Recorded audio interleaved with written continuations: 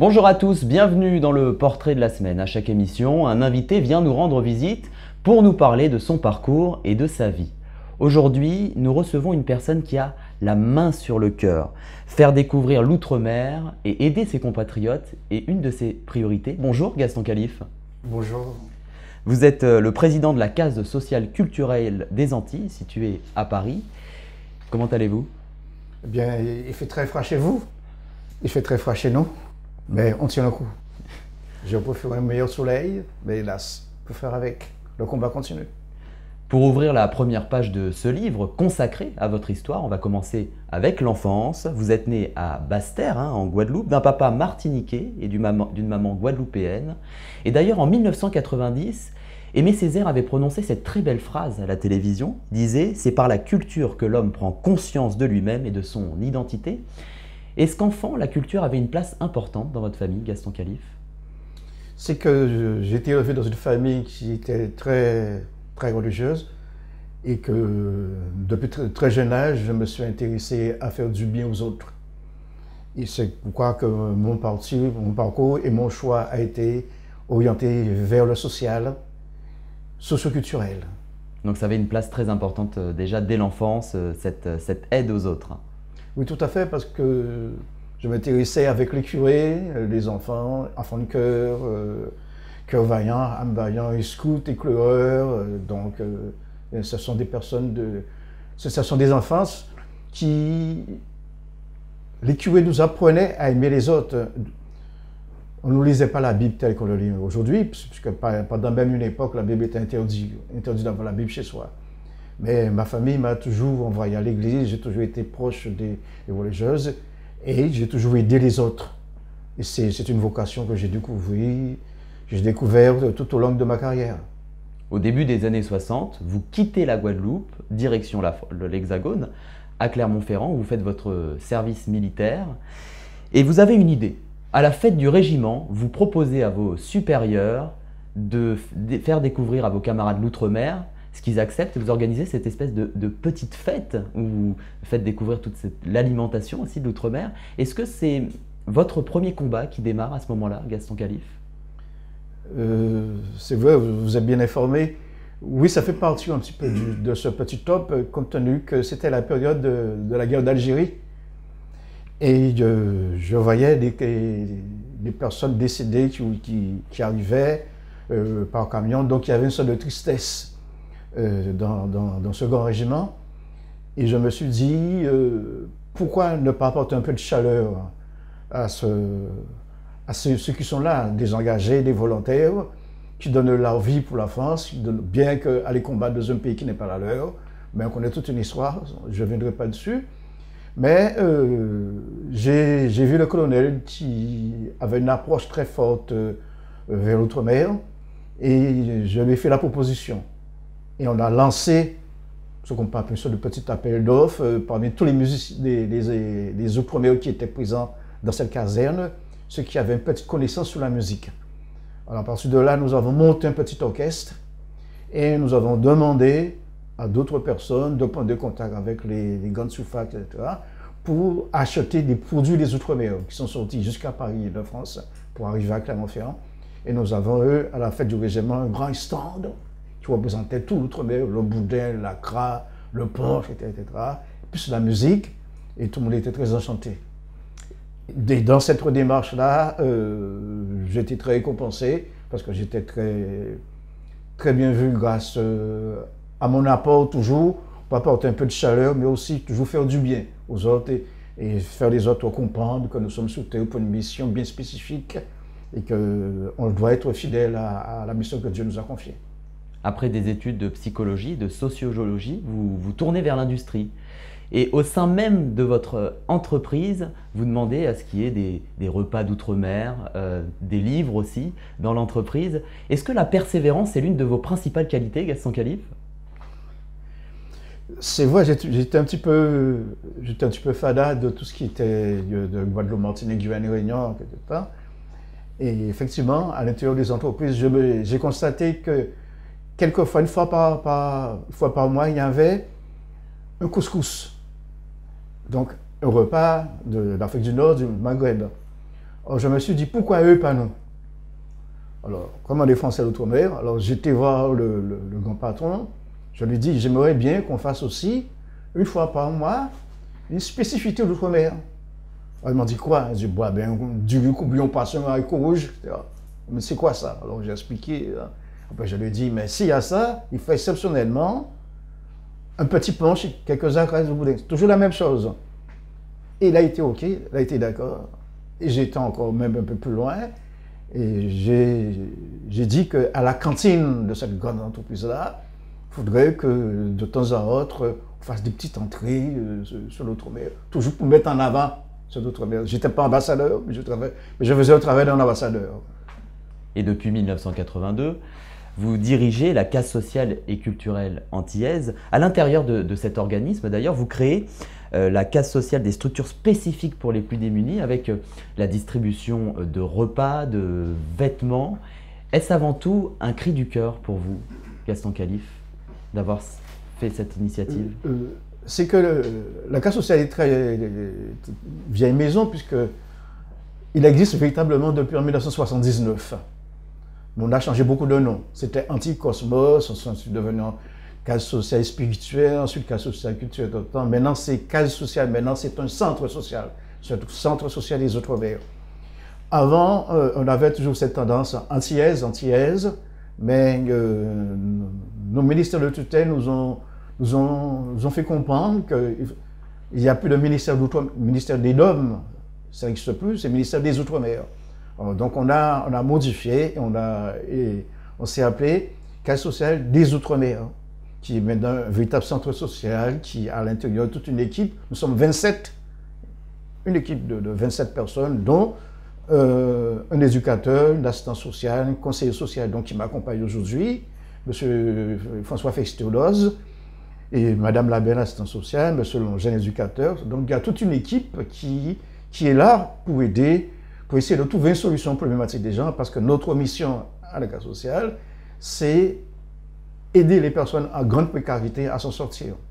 Et nous sommes sollicités par une moyenne de 3500 personnes par an, mais malheureusement, on n'arrive à prendre en charge qu'entre 400 personnes, une moyenne de 400 personnes. Ce qui fait que nous sommes encore très loin des demandeurs par rapport à ce. S'il y a 3500 personnes qui demandent, on arrive à prendre en charge seulement dans les 400 personnes, ça veut dire qu'on est encore très loin. Je dis même que c'est un échec. Mais le combat continue. Et pendant chaque 400 personnes, ça veut dire que c'est 400 personnes que nous avons véritablement réinsérées, réintégrées. Que ce soit le travail, que ce soit le logement, que ce soit dans une situation socio-économique différente. Des personnes qui sont sorties dans cette grande misère-là. Comment s'organise votre travail au quotidien? Eh bien, au quotidien, vous savez, le peuple des Outre-mer est un peuple très difficile, très emmerdant, très jaloux, très compliqué, vraiment, et quelquefois très sauvage. Et on se fait beaucoup engueuler, parce que les gens pensent que nous sommes là pour ça. Vous êtes là pour nous aider.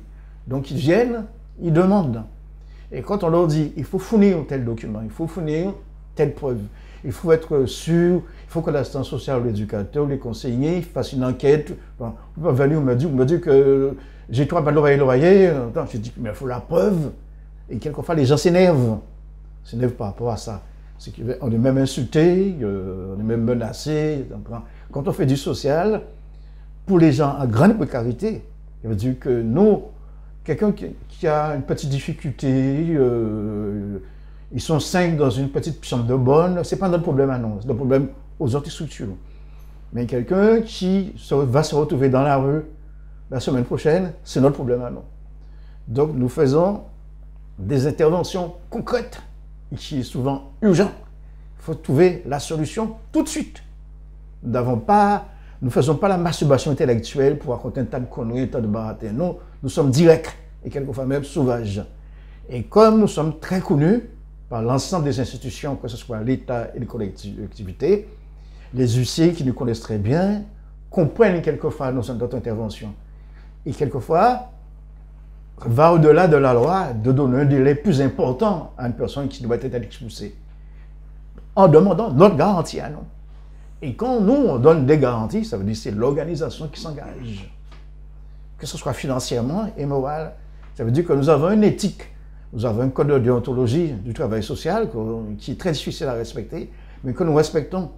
Et tous les autres organismes, que ce soit patronat ou d'autres, ou même les entreprises intérimaires qui travaillent avec nous, savent que la casse sociale est un organisme sérieux et qui prend ses responsabilités.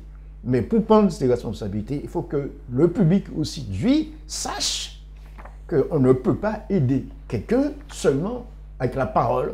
Il faut fournir les preuves nécessaires, les documents nécessaires, ce qui n'est pas toujours le cas.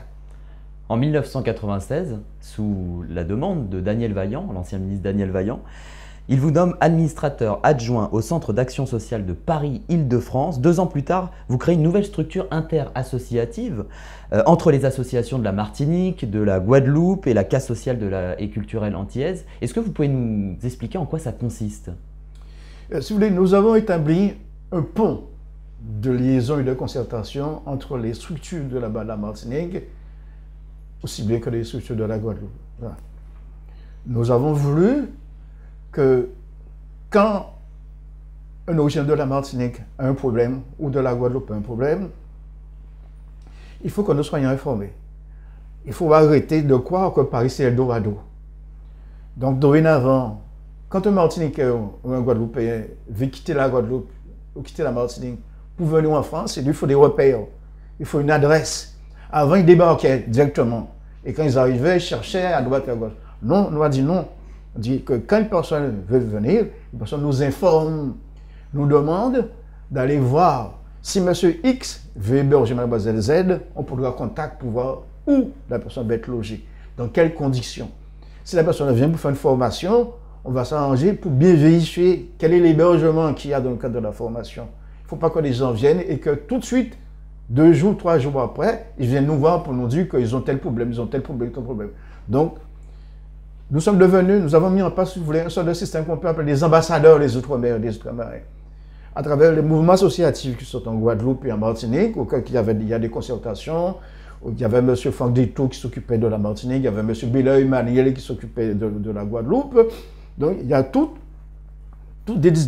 un ensemble de dispositions qu'on a mis en place qui amène en finalité une liaison entre nous et là-bas. Au milieu des années 2000, vous créez à la Caisse sociale antillaise, d'ailleurs qui se situe au 62 rue de la Chapelle, dans le 18e arrondissement, un espace de promotion de l'outre-mer. Alors ça met en valeur l'économie à travers différents produits et la culture. Ça va de la documentation et vidéo en passant par la dégustation de différents produits. Qu'est-ce que ça vous a apporté sur la création de cet espace, sur un plan personnel, Gaston Calife? Bien sûr, parce que beaucoup de monde qui n'était pas cas social, qui n'était pas vraiment dans les problématiques des personnes qui sont dans la rue, etc.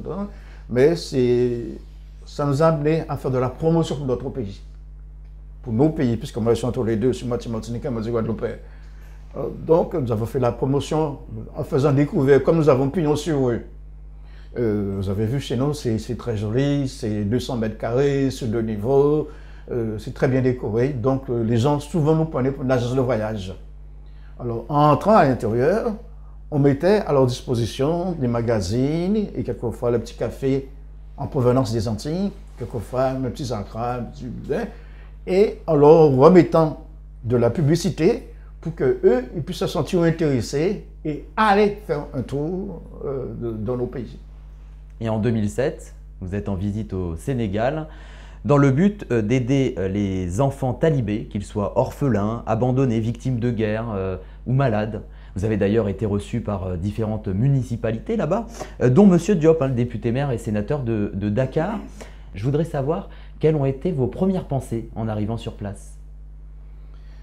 L'Afrique, première pensée, effectivement, j'étais très bien reçu parce que c'était bien organisé.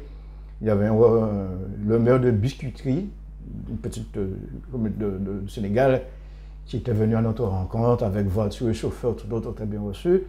Mais quand j'ai foulé pour la première fois à la terre africaine, j'ai pensé à l'esclavage. J'ai pensé à ceux qui sont partis, à mes ancêtres, qui ont été esclaves et qui ont laissé leur pays venir. C'est pourquoi j'étais très marqué quand nous avons été à l'île de Gorée. de Gorée, nous avons bien vu, on nous a montré, les anciens nous ont montré comment ça se passait. Ça a été très fort.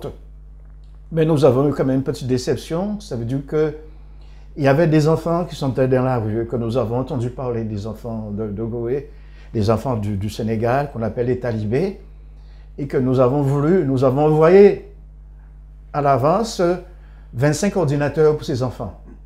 On avait fait un collecte avec nos relations, nos parents, les parents qui soutiennent la casse sociale, et on avait envoyé pour ces enfants-là 25 ordinateurs. Et quand on en est arrivé sur place, on a dit qu'on va voir. Quand on est arrivé sur place, les enfants n'avaient jamais reçu d'ordinateur.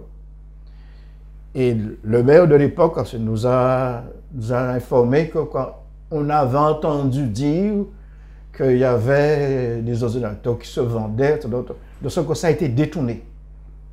Ça avait été détourné et les enfants n'avaient pas profité de ça. Et quand on a visité les enfants qui tombaient par terre sur une nappe à même le sol, il y en a qui avaient des brûlures, il y en avait qui étaient écorchés, il y en a qui avaient des petits bobos, d'autres.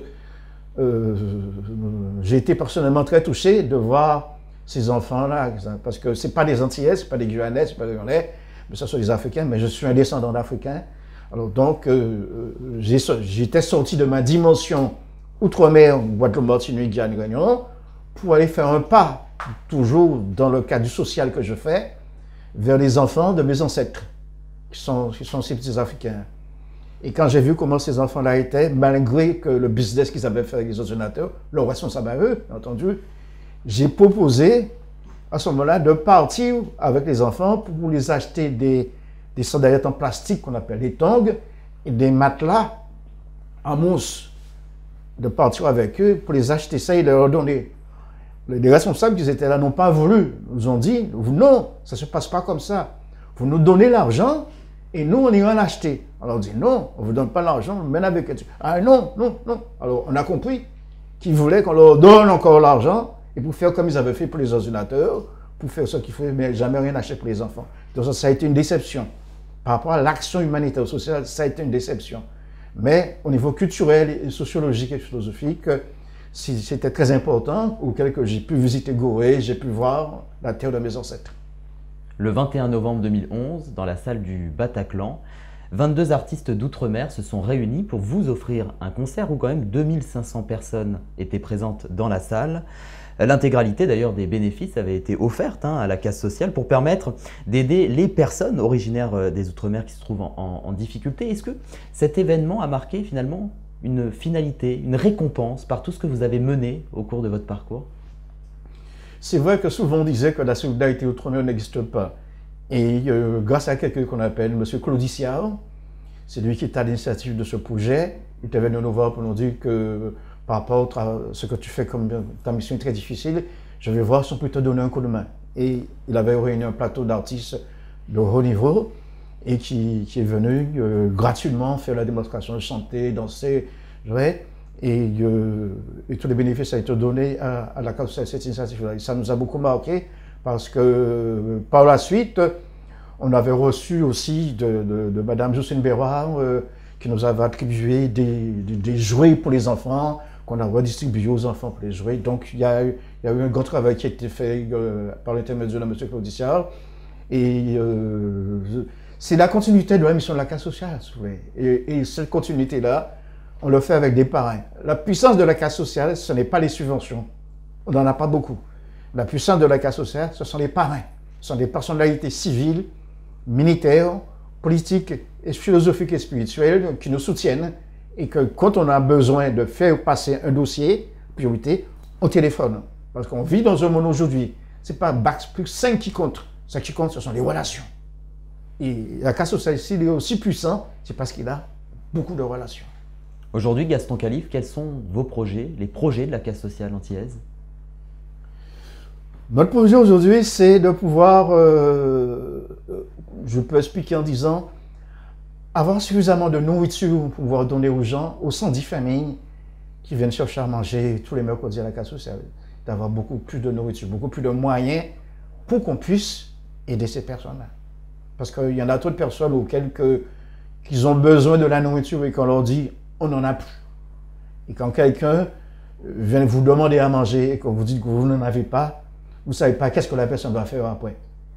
C'est ce qu'on appelle la délinquance de survie. Quelqu'un peut voler, peut tuer, uniquement quand il a faim. Et quand il a faim, je ne sais pas, jamais été dans le cas, grâce à Dieu. Mais notre ambition, notre souhait aujourd'hui pour 2017, c'est que l'État, les collectivités et les personnes, les donateurs, puissent nous aider à aider ces personnes. Pour terminer ce portrait, j'aimerais savoir quelle est votre plus grande satisfaction. C'est d'avoir pu, grâce à Air Caraïbes et Corsair, d'avoir pu mettre gratuitement à la disposition des personnes qui n'ont pas vu leur famille depuis très longtemps un billet d'avion gratuit. Aujourd'hui, la Caisse sociale distribue 220 billets d'avion que nous donnons aux originaires de Guadeloupe, Martinique, Guyane, Réunion et Mayotte qui n'ont pas les moyens financiers d'acheter un billet. Et donc, ça fait très longtemps qu'ils n'ont pas été voir leur famille. On leur offre un billet gratuit. Et ça, c'est formidable. Et on n'arrête pas de recevoir des messages de félicitations, de remerciements. Ça fait 20 ans, pas que votre famille à moi, on peut mettre moi et votre famille à moi. Tiens, il faut ça marcher, etc.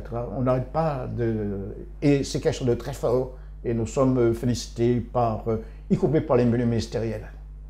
Merci Gaston Calife d'avoir été avec nous. Je rappelle que vous êtes le président de la Caisse sociale antillaise à Paris, située au 62 rue de la Chapelle, dans le 18e arrondissement. Merci d'avoir été avec nous. Merci de m'avoir reçu. Merci à vous tous de nous avoir suivis. On se retrouve très vite pour découvrir le parcours d'une nouvelle personnalité. Prenez soin de vous.